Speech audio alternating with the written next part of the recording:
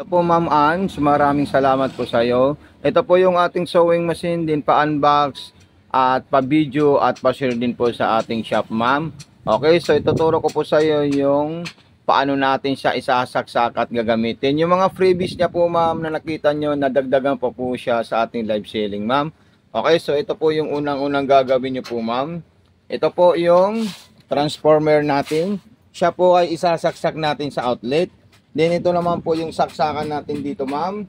At ito naman saksakan natin dito. Dito po natin yan ma'am isasaksak. Kaya ito po libre po itong transformer natin. D-on natin siya ma'am. Ayan, okay. So ma'am ito na po siya ma'am. Then ilalagay po natin ito. Ito kasi magkadugtong po ito ma'am. Ayan po siya. Ito magkadugtong dito po yan ma'am. Ayan. Then ilalagay natin yung sinulid natin ma'am. Ayan. Okay. So, naintindihan po natin yan, ma'am. At ang gagawin naman natin dyan, ma'am, is hawakan natin ito. Susundan natin yung mga arrow na itong mga biyak-biyak or itong may mga kanal. So, itaas natin yung hook. Ito po yung hook. At may thread guide number po yan, ma'am. Magmula dito, ma'am, makikita nyo po step 1, step 2, step 3, step 4, step 5. So, pag galing ka na dito, ma'am, dire-diretso na po tayo dito ma'am. Ayan. Tsaka doon. Ayan. Ganyan lang po ma'am.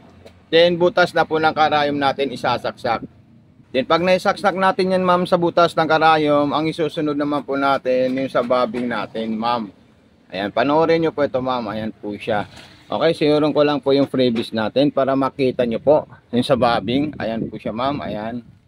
Okay. So ito po yung thread guide na sa itaas. Ito naman po yung para sa bobbing. So itataas muna natin ito ma'am.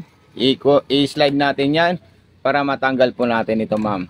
So ito po yung ating bobbing ma'am. So ito po yung ilalagay natin dito ma'am. Or kung gusto nyo po mag-spoon thread, dito po tayo mag-spoon thread ma'am. Ito. Dito po yung spoon thread natin. Ayan. At tanggalin natin yung kulay white. Ayan po siya. Then ilalagay natin yan at itutulak natin dun ma'am. Tapos pipindutin natin at ito na po yung tatakbo ma'am. Okay? So ganun lang po siya. Mag-message lang po kayo ma'am sa Mato Sewing Machine Vlog kasi yun po yung Facebook account ko para i-tutor po ko kayo dito sa sewing machine natin ma'am Ann. Ayan po siya ma'am Ann. May sliding po doon na parang ganito po ang tamang position. Ayan po siya ma'am. Okay? Then pagkatapos, hawakan po natin yung sinulid na nanggaling sa karayom at ikutin natin yung hand wheel. Ayan po siya ma'am. Ito po yung hand wheel natin. Ikutin natin yan ng pababa. Pag ganito po siya ma'am. Para makain niya yung sinulid sa ilalim. So ayun po silang dalawa.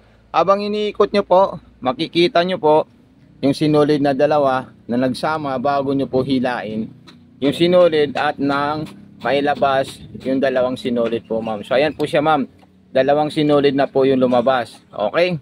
So wala pa po yan sa tamang position dahil hindi po natin ito nailagay ng maayos. So ang gagawin natin, ilalagay natin ng maayos itong sinulid natin. Isasabit natin doon. Iikutin natin yung bilog na hand wheel. So ayun po. Parang ganun po yung style niya ma'am. Nakatiwas po siya ma'am. At kukunin natin yan. Then mag-try na po tayo manahi ng mga stitches natin ma'am. Okay? So ayan po siya ma'am. Then isasarado natin yan ma'am. Lalagyan natin ng maong na tela para tayo ay makapag-sample manahi po ma'am. So ma'am, ito na po siya ma'am. Nasa straight line po tayo. Nasa speed control tayo ng low speed. Ilagay natin sa medium. Then yung distance natin is number 4 para sa mga maong. Okay? So pindutin natin ito ma'am. Ayan po siya ma'am. Napaka-solid po ang takbo ng ating sewing machine. So, huwag nyo po ma'am kalimutan mag-unbox at mag-video at i-share itong sewing machine natin pag natanggap nyo po ma'am. Okay? At kung may mga concern po kayo, katanungan, huwag rin kayo mahihiya mag-message sa akin. Or pagdating ng sewing machine, i-message nyo po ako agad kung ano po yung dapat nyo gawin pag hindi nyo naiintindihan itong video natin tutorial. So okay po ma'am. So ayan po siya ma'am. Then ito po yung atras abante natin. Long press lang po yan. At siya na po yung atras. So tingnan natin yung ginawa po niyang stitches. Okay.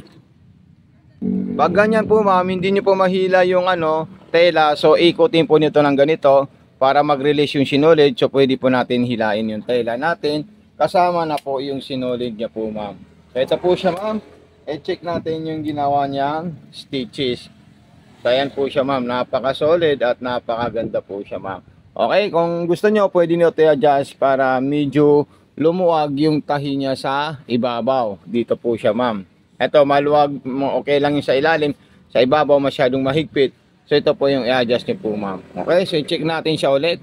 Then, gawa po tayo ng zigzag. Ito, zigzag na medium, zigzag na malaki, at zigzag na large. So, ayan po siya, ma'am. So, pindutin natin ito, ma'am. So, ayan po siya. Okay, napaka-solid po. Then, gawa po tayo ng masinsin na zigzag. Ayan. Para makita po natin siya, ma'am. Okay. So ayan, pwede po natin siya bilisan po ma'am. Ayan. Napaka-solid po siya ma'am at napakaganda. Ayan. Solid na solid po yung design ng ating sewing machine. So ayan po siya ma'am. Okay. So ayan. Then ipakita natin kay ma'am. Okay. So ito po ma'am yung ating tahi ma'am. Napaka-solid po siya at napakaganda. Okay. Then isusunod naman natin dyan. Kung ano po yung gusto nating design dyan po ma'am, pwede nyo po yan gamitin. Basta ikotin nyo lang po ito ma'am ha.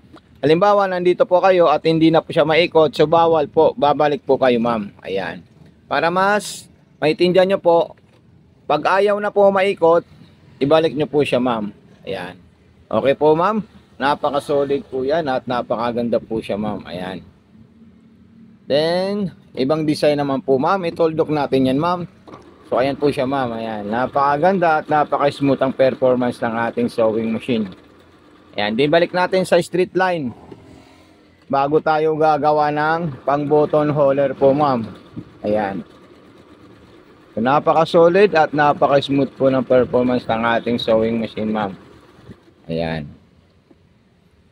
So okay, so ito na po siya ma'am, napakaganda po siya ma'am. So ayan po ma'am, gagawa po tayo ng pangwalis or pang button holder. So unang gagawin po natin ma'am, pupunta po tayo sa 2 and 4 po ma'am. Okay, so ito ibaba nyo lang po siya ng 1. So ayan po siya. Kunting-kunti lang po yung 2 and 4 din yung number 1, yung haba na gusto nyong walis. Then balik po kayo ulit ng 2 and 4. Ayan. Then pag nakalubog yung karayong, bawal nyo po ito ikutin kasi mapuputol, sayang. Itatacho po siya ma'am, all the way na nakalubog po yung karayong niya ma'am. Okay? So ayan po siya ang button holder natin na napaka-solid. Ayan. Then i-check natin siya ma'am. So ito po siya ma'am. Hihiwain nyo lang po siya ma'am. So maraming salamat ma'am Ann. God bless po and more power po sa inyo pong lahat. Okay? So ito na po siya. At ito na po yung pa-previous natin ma'am. Ayan, ilalagay ko na lang po yan ma'am. Ma'am, ito na po, tatanggalin ko na po siya. So ito po is ganito po yun ma'am. Pambutas sa button holder o pang taas-taas. Then nandito po lahat yung ating stitches.